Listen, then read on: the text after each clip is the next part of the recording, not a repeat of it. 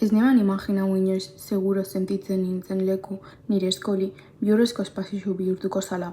Danak alterik gabeko ekintzekin hasi zan, piropuk, ukituk, iruzkinek, begirada sexualak eta beste gauza asko.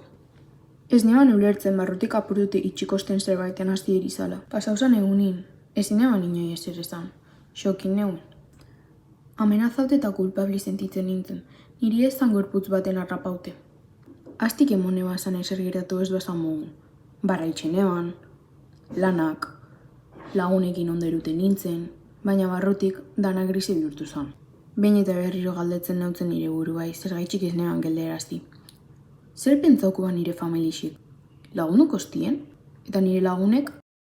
Astelen goixin, instituture joten bidin topa honega zan, eta gun horretan instituture joan barik gatu nintzen. Behin eta berriro galdetzen nautzen nire buruai, zergaitxik ez neban gelderazti. Eta ia sozi txartu ineban, errudun sentitzen nintzen. Institutuko danak gogoarik ikustiztien, eta egun baten orientatzaien ajotira dakineban. Egun handik aurra, nire bizitzi aldatu izan. Benetan entzutezten lehengoko pertsoniz izan. Ez tozten moztu, ez tozten kritikau, eta ez ala nire erru esazten. Eta horrek hitzekin konturetu nintzen ez ala nire erru. Esan erreza izen, danak itxubien nire buruz berba, eta txartu behitzeztien. Baina beste batzuk lagundu eta sinistu iztien.